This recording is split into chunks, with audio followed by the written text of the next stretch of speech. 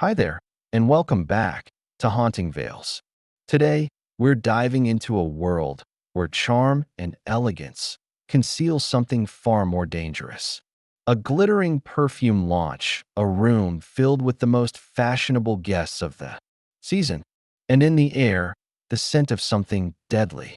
This is the Poisoned Perfume, a Hercule Poirot mystery. Over the next moments, we'll step into Poirot's sharp mind. Follow the trail of subtle clues and uncover the hidden hands behind a crime of delicate precision. So, take a breath, let the fragrance linger, and prepare yourself for a mystery that will stay with you long after the final note fades. Chapter 1: The Scent of Suspicion. London in the springtime is a city that performs for itself, as though the blossoms on the trees and the pale, tentative sunlight were actors in some grand production staged purely for the benefit of the passers-by who stroll along its boulevards. On this particular April afternoon, the air was fresh with the faint perfume of lilacs drifting from Berkeley Square, and the square itself seemed unusually alive. Chauffeurs in dark coats stood beside polished motor cars, waiting with that patient indifference peculiar to men accustomed to long hours of stillness, while ladies in tailored suits and broad hats swept by on the arm of their companions. Captain Hastings, who always noticed a well-dressed woman before a well-dressed street, was in good spirits as he accompanied Hercule Poirot towards their destination, the illustrious Maison Varel, one of the most exclusive fashion houses in the city. It was not, I confess, a place I should have expected Poirot to frequent, yet when Madame Estelle Varel herself had extended a personal invitation to the unveiling of her latest creation, a perfume said to be so unique it would redefine the art, Poirot had accepted with a curious gleam in his eye. The salon was on the upper floor of a building whose stone facade bore the quiet authority of old money. Inside, a wide marble staircase led to a pair of gilt-edged doors, beyond which unfolded a world of elegance so precise it seemed almost artificial. Tall mirrors in ornate frames multiplied the glitter of crystal chandeliers, while deep carpets muffled the footfalls of the guests. The air was already faintly scented, not with the perfume to be revealed, but with a calculated blend of florals that suggested wealth without overpowering the senses. Waiters in white gloves moved among the guests, offering champagne flutes that caught the light in sharp, delicate flashes. At the far end of the salon, on a raised dais draped in velvet, stood a single pedestal upon which rested a glass dome, and beneath that dome, the object of everyone's anticipation, a bottle of perfume whose crystal facets shimmered faintly in the soft light. The room was filled with a hand-picked selection of London's fashionable elite, critics from Paris, a handful of rival perfumers whose presence was perhaps as much an act of reconnaissance as celebration, and a few others whose connection to the world of scent was less obvious, but whose reputations preceded them in other spheres: politics, industry, high society. Hastings's gaze, predictably, had been drawn to a young woman in an emerald silk gown whose laughter seemed to draw the attention of half the room. But Poirot's eyes, ever alert, had fixed upon a tall man in a dove-gray suit who moved through the crowd with the purposeful detachment of someone surveying a chessboard. Before making his opening move, there was something about the way the man's gaze flicked not from face to face, but to vantage points, the mirrored corners, the raised platform, the table where champagne was replenished, that caused Poirot to make a small mental note and file it away. Mon ami, Poirot murmured to Hastings without shifting his own posture. Observe the gentleman by the palm frond. Does he seek a friend, or does he seek a place? Hastings followed the direction of Poirot's gaze, frowned slightly, and replied, Place? You mean a place to sit? Poirot's lips twitched in that patient smile of his. A place from which to act. Before Hastings could ask for clarification, a subtle hush spread through the salon, and all heads turned towards the dais. Madame Estelle Varel had entered, gliding with the poise of a woman who had spent decades in a world where every gesture is a performance. She was, perhaps, in her late 50s, her silver hair arranged in flawless waves, her gown a deep plum shade that seemed to absorb the golden light. When she spoke, her voice carried easily, as though she addressed each guest personally. Mesdames et messieurs, she began. It is my great honor to present to you not merely a fragrance, but an experience. L'essence de minuit is a creation born of patience, of secrets, and of the rarest ingredients gathered from corners of the earth where few have tread. It is a scent for the woman who knows herself and is not afraid to be known by others. A ripple of appreciative murmurs moved through the room. With an almost ceremonial slowness, Madame Varel lifted the glass dome and set it aside. The perfume bottle beneath was exquisite, slender, faceted, with a stopper shaped like an unfurling flower, and the liquid within glowed faintly, catching the light with hints of gold and amber.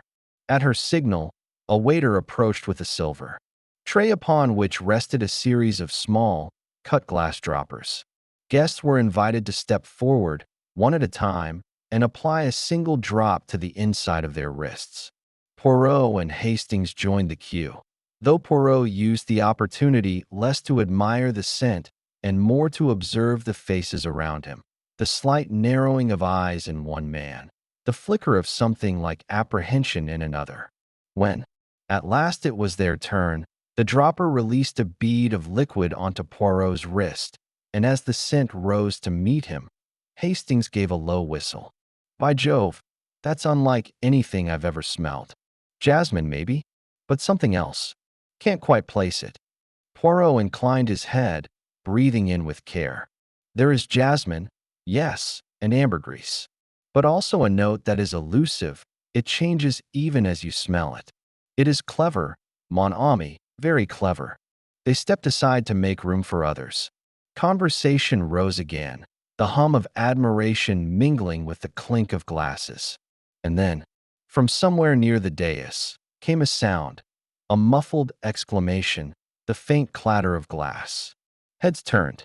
A young woman in a pale ivory gown stood swaying, her gloved hand clutching at the velvet drapery for support. Her complexion had drained to a ghastly pallor, and her lips parted as though she meant to speak, but no sound emerged. Poirot was already moving as she collapsed, his small frame surprisingly swift through the press of startled guests. He knelt beside her, noting at once the faintly bitter undertone that clung to the place where the perfume had been applied. Around them, voices rose in alarm, Madame Varel calling for a doctor, Hastings pushing through to stand guard. Good heavens, Poirot, Hastings breathed. She's fainted. Allergic reaction, perhaps? Poirot's eyes narrowed as he studied the bottle still sitting on its pedestal, its stopper now slightly askew. And there, on the cut glass rim, was the smallest smudge of discoloration, invisible to anyone not trained to notice the infinitesimal. He straightened, scanning the crowd, and noted at once the absence of the man in the dove-gray suit. Non, mon ami, Poirot said quietly, almost to himself. This is no allergy. This is design. There is murder in the air. Chapter 2. The Fragrance of Lies. The salon of Maison Varel, once a temple of elegance and carefully cultivated beauty, had taken on a different character in the 20 minutes since Clarissa Montrose had fallen. The air still shimmered, faintly with the exotic notes of l'essence de minuit.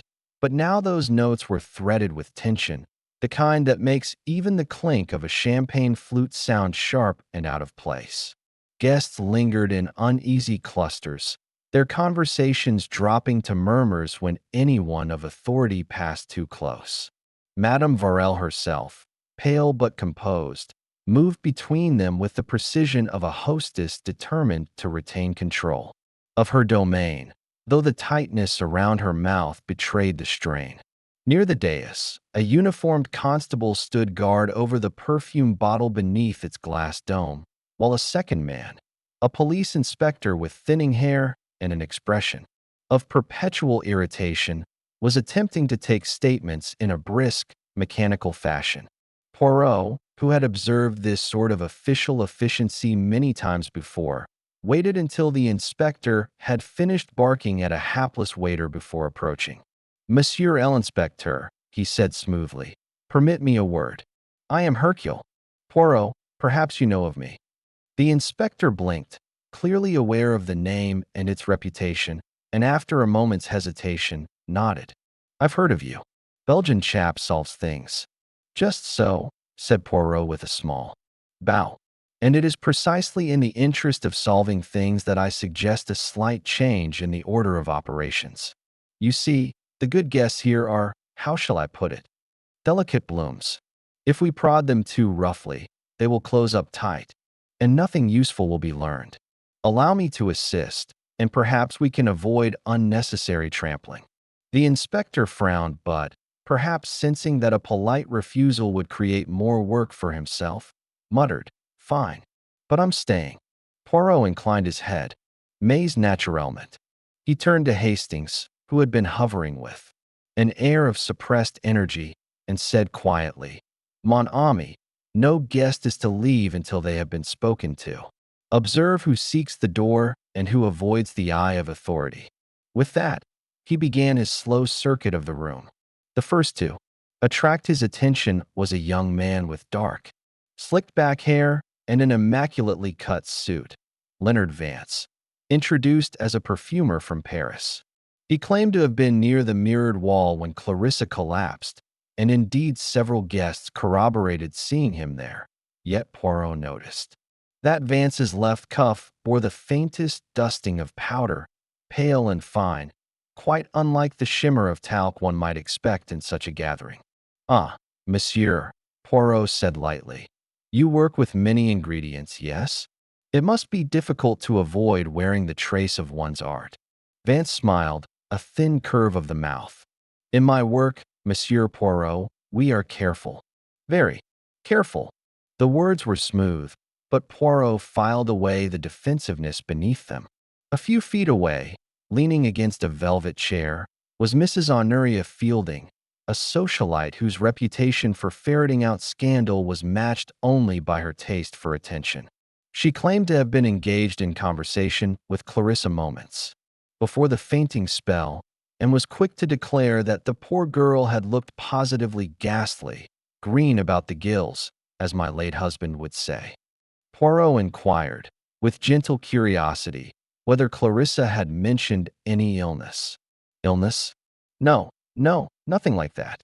She was talking about the perfume, of course. Everyone was. But she did ask, well, she asked if I thought it strange that Madame Varel had kept the formula so secret, even from some of her own staff. I told her that was the way of genius, didn't I? Secrecy." Poirot nodded, his eyes flicking briefly to the perfume bottle on the dais. There was something to be learned from this secrecy, he was certain. Madame Varel herself, when approached, was gracious but wary. "Monsieur Poirot, I assure you, there is nothing harmful in my creation. I have devoted 2 years to perfecting it. 2 years of sourcing, blending, refining. Each drop is perfection. And yet," Poirot murmured, "perfection is a dangerous thing, is it not? It invites envy, even hatred." Her eyes narrowed just slightly before she replied, "In my world, one learns to live with both." Hastings rejoined them to report that the man in the dove-gray suit, the one Poirot had noticed before, had not yet been located. "No one seems to remember seeing him leave," Hastings said. "But he's certainly not here now." Poirot tapped his chin. "Interesting. Very interesting." He resumed his circuit, stopping near the dais where the constable was stationed. A faint smear still marked the rim of the stopper. Poirot bent as though admiring the craftsmanship of the bottle, his keen gaze noting that the glass beneath the smear was slightly etched, as though something caustic had briefly touched it. Straightening, he glanced towards the cluster of guests nearest the entrance. where a gentleman with a neat beard and gold-rimmed spectacles was speaking in low tones to a woman whose gloved hand trembled just enough to disturb the lace at her wrist. Over the next hour, Poirot gathered more threads. A rival perfumer whose own launch had been eclipsed by Varel's event, a business partner of Clarissa's late father, facing ruin if certain investments failed, a woman whose husband had been seen in Clarissa's company more often than propriety allowed. Each, when questioned, had the smooth assurance of someone confident in their own innocence or skilled in feigning it. Yet in their words, their glances, their tiny inconsistencies, Poirot sensed the pattern beginning to form. The scent of l'essence diminuate hung in the air, but beneath it, another aroma lingered, one less tangible, yet no less potent, the fragrance of lies. By the time the inspector declared the guests free to go, Poirot had already decided that none would truly be free, not yet. As the crowd dispersed, he turned to Hastings and said quietly, "It is not the perfume we must understand, mon ami. It is the hands that brought it to life, and those that dared to touch it." Chapter 3. The Bottle of Deception. The following morning broke gray and wet over London, the fine drizzle blurring the outlines of the grand stone facades along Bond Street, rendering even the most opulent window displays pale and indistinct. Poirot, impervious to the damp in his immaculate overcoat and perfectly aligned hat, strode with Hastings at his side towards the discreet entrance of Maison Varel's private workshop. Inside, the air was warm and dry, perfumed faintly with the mingling of hundreds of rare essences, jasmine from Grasse, oud from Cambodia, a whisper of sandalwood from Mysore, and beneath them all the sharp, metallic tang of laboratory glass. Madame Varel herself met them in the vestibule, her expression taut but composed. "Monsieur Poirot," she said, her voice even but lacking the gracious warmth of the day before. "I cannot imagine what further questions you might have. The police have already taken statements. The formula has been examined, and no irregularity was found." Poirot smiled gently. "Madam, I am most reassured that the police have left nothing to chance. And yet, there is always the chance that something small, something overlooked, may be of the utmost importance. May we, with your permission, examine the place where your l'essence diminuate was prepared?" She hesitated, then gestured them through. The workshop was a place of exquisite order. Long workbenches covered in spotless cloth, shelves stacked with labeled bottles, and drawers neatly indexed for the smallest implements. In the center stood the blending station, a polished table upon which sat a row of beakers and flacons, each capped and sealed with wax. Poirot's eyes, sharp and quick, took in everything. Not only the arrangement of tools, but the minute variations in dust, the faintest smudge upon a drawer handle, the way a particular stopper lay at an angle unlike its neighbors. "Madam," he said softly, "these bottles, each is part of your master formula, yes?" She nodded. "Each is one of the 23 essences combined to create l'essence diminuate. Some are rare beyond measure. That one, for example," she pointed to a small, dark vial, "contains ambergris of such quality I could never replace it if lost." Poirot bent to examine it, noting the thin crust at the lip, as though a drop had dried there not long ago. "And yet, madam, the seal is unbroken?" She flushed faintly. "It should be. I check each myself." Hastings, leaning in, remarked, "This one smells stronger than the others." Madame Varel gave him a cool glance. "Ambergris always does." Poirot said nothing, merely filing the comment away.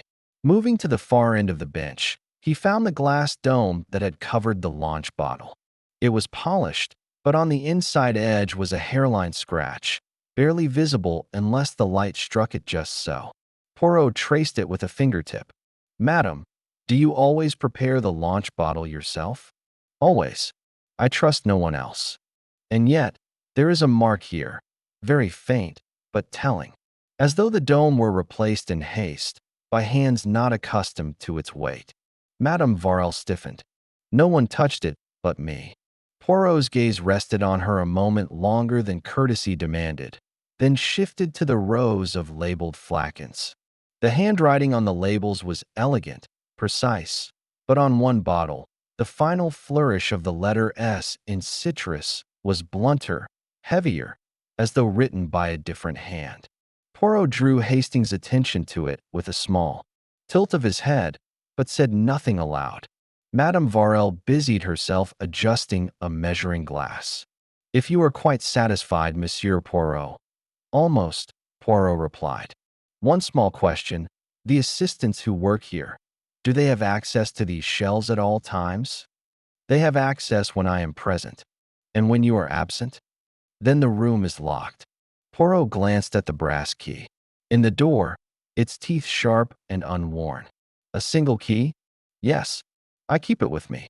Yet Hastings noticed, as Poirot did, that the brass around the lock bore the faintest scoring, as though another key, or something improvised, had been used there. They left the workshop under the polite but strained farewell of Madame Varel, and as they walked into the misty street, Hastings finally burst out. "Well, what do you make of it? She's hiding something, isn't she?" Poirot gave a small shrug. "It is possible, mon ami, but it is equally possible that she is merely protecting her reputation. We must not jump to conclusions until the puzzle is complete." Their next call was upon Leonard Vance, the Parisian perfumer, who occupied a modest suite at the Savoy. Vance received them in a room that smelled sharply of bergamot and civet. He affected surprise at their visit, but did not refuse an interview. "I have nothing to hide," he said with a Gallic lift of the shoulders. "I was at the launch as a guest, nothing more." Poirot's gaze dropped to the side table, where a small leather case lay half open, revealing delicate glass pipettes and a corkscrew-shaped tool. "You travel with your instruments, monsieur?" "Always. Inspiration may come at any time." Poirot's fingers brushed the edge of the tool. An unusual shape, almost as though it might lift the stopper from a bottle without touching it. Vance's smile was thin. "There are many uses for such a tool." Poirot did not press, merely thanked him and withdrew. That afternoon brought them to Mrs. Honoria Fielding's Belgravia townhouse, where the lady of the house reclined in a chintz armchair, sipping tea. "I've told the police everything," she said, dabbing at her lips with a lace napkin. "Poor Clarissa was so young, so vibrant. But I suppose when one dabbles in business, one makes enemies." Poirot's eyebrows lifted. "Enemies? You believe Miss Montrose had such?" "Well, she certainly had rivals. And some people never forgave her for inheriting her father's share in Montrose shipping. There were rumors, you know, about investments gone bad, letters sent demanding repayment." Poirot inclined his head. "Rumors, madam, are like certain perfumes, delightful to some, cloying to others, and often stronger than the truth." As they left, Hastings remarked, "She seems to know everyone's secrets." "Indeed," Poirot murmured, "and secrets, mon ami, are like powders, easily spilled and impossible to gather up again." That evening, alone in his apartment, Poirot laid out his notes. The powder on Vance's cuff, the altered flourish on a single label, the scratched dome, the unaccounted absence of the man in the dove-gray suit, the scored lock. Each was a thread. Alone, they proved nothing, but together they hinted at a tapestry yet unseen. And there was still the matter of the caustic etching on the stopper, an element no one had satisfactorily explained. He sat back, fingertips pressed together, eyes half closed. The scent of deception was stronger now, almost tangible, and in it he discerned the faint outline of a hand that had moved with precision, guided by motive, cloaked in opportunity. "Tomorrow," he murmured to himself, "we will see whose hand it was." Chapter 4. The Final Note. The night before the gathering, Poirot sat alone in his hotel room, the lamplight pooling over the neat arrangement of notes, photographs, and slips of paper spread before him like the pieces of a very delicate puzzle. Outside, the city was hushed save for the occasional passing motor car, but in Poirot's mind there was a busy hum, each fact turning over, connecting with another, then breaking away again as if to tease him. Hastings had retired hours earlier, muttering something about needing a proper night's sleep before whatever mad theater Poirot was planning, but the Belgian detective's mind was sharp as ever. He had made a decision. Before confronting the group, he would seek out each suspect privately, not to accuse, but to disturb their calm, to shake the surface and see what ripples emerged. At 8:30 in the morning, Poirot's knock roused Madame Varel from her suite. She answered in a silk dressing gown, her hair impeccably arranged despite the hour, and her dark eyes watched him with wary amusement. He did not speak of the poison directly. Instead, he asked about the first perfume she had ever made, how she had chosen its notes, and how she had learned to balance beauty with danger in her art. When she faltered, just for a moment, over the word danger, Poirot noted it silently and left with a courteous bow. From there, he found Leonard Vance in the hotel lounge, already nursing a cup of black coffee, the morning paper untouched beside him. Poirot sat without invitation and began a conversation about rare scent bases, ambergris, civet, orris root, dropping into the discussion the name of a solvent so obscure it had been mentioned in only one chemical journal in the last decade. Vance's fingers tightened on his cup ever so slightly, and Poirot saw in that small gesture the confirmation he needed. Mrs. Fielding was harder to find, eventually discovered in the winter garden of the hotel, her gloves still on despite the warmth of the glass house. Poirot remarked on the beauty of orchids and how some varieties were both alluring and toxic. She smiled politely, but when he mentioned that the poison used on Clarissa Montrose had been colorless and odorless, capable of passing unnoticed by the untrained, her smile thinned and she made an excuse to leave. Claude Henley was intercepted. In the corridor, carrying a stack of papers, Poirot commented on his skill at drafting legal agreements, particularly those with loopholes that allowed certain parties to walk away unscathed. Henley flushed and muttered about the necessity of protecting clients, then quickly excused himself. The elusive man in the dove-gray suit, Edmund Lyle, was the last to be approached, found in the smoking room with a whiskey at his elbow and an unread novel in his lap. Poirot spoke of keys, not literal ones at first, but keys to music, keys to understanding a person's motives, and then, ever so casually, the kind of skeleton key that could open a locked display case.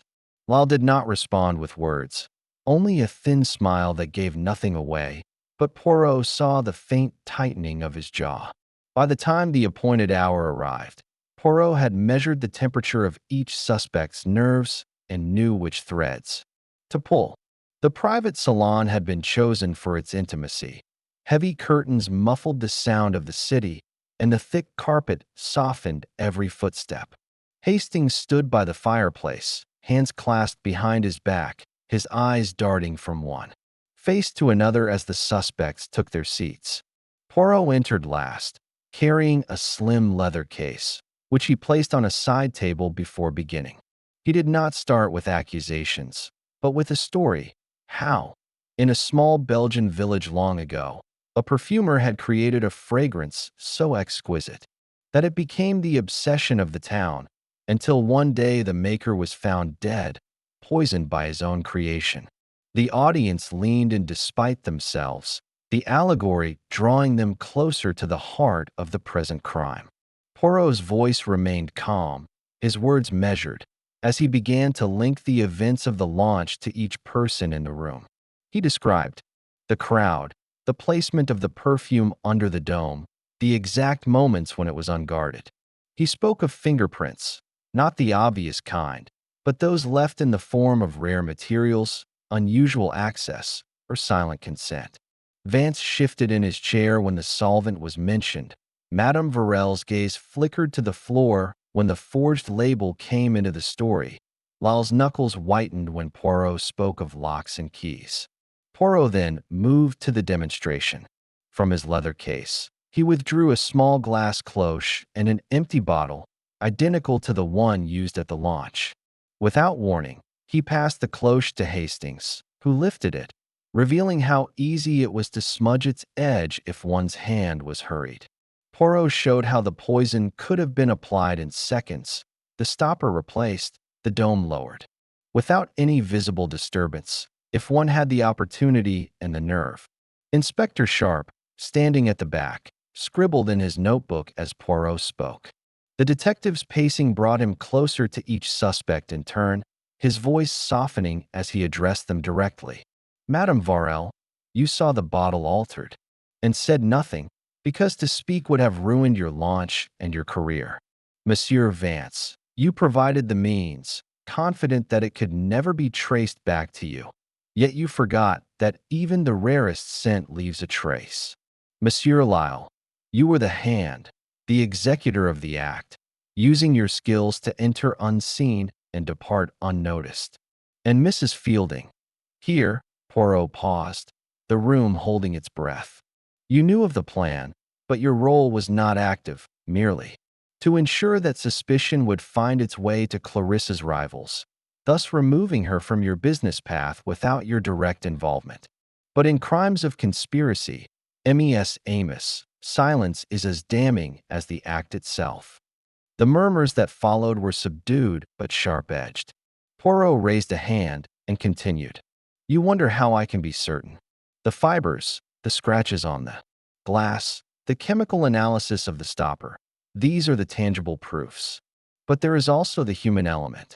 Each of you betrayed yourselves in the smallest ways. A hesitation before a certain question, a glance towards another suspect, the clenching of a hand at the mention of a name. It is in these moments that the truth whispers. Poirot's eyes rested on Lyle. Shall I tell them how you were paid, monsieur? A transfer routed through an account tied to Vance, disguised as a purchase of rare oils. Or how the solvent was shipped in parts to avoid detection, each parcel collected by an intermediary in Paris before being brought here? Shall I explain, Madame Varel, how you altered your workshop log to erase the entry of an unplanned visit on the morning of the launch? One by one, the defenses began to crumble. Vance cursed under his breath, Lyle stared at the floor, and Madame Varel's proud composure faltered into silence. The tension broke only when Inspector Sharp stepped forward, his voice low but firm. I think that's quite enough, Monsieur Poirot. We'll take it from here. Poirot inclined his head graciously, then looked to Hastings, whose eyes were wide with a mix of admiration and disbelief. You knew all along? Hastings asked. Poirot's mustaches twitched upward. From the very moment I smelled the stopper, mon ami. But knowing and proving, these are not the same. One must let the guilty play their hand until they reveal themselves entirely. As the inspector escorted the culprits away, the room seemed to exhale, the oppressive weight of deceit lifting at last. Poirot collected his case, turned towards the window, and drew back the curtain to reveal the city beyond, the mist thinning in the midday sun. You see, Hastings, he said softly, in both perfume and in crime, it is the final note that lingers the longest. They stepped out into the corridor, their footfalls fading, leaving behind only the muted hum of the city beyond the windows. And if you, mon ami, have found yourself leaning forward, holding your breath, and following every twist until the very end, then you have tasted the pleasure of a true mystery. There are many more such puzzles in the world, some glittering like diamonds, others hiding in shadows, and I, Hercule Poirot, invite you to join me for the next. Subscribe, so that when the next delicate thread of intrigue is drawn, you will be there to watch it unravel, moment by moment, until the final truth stands revealed.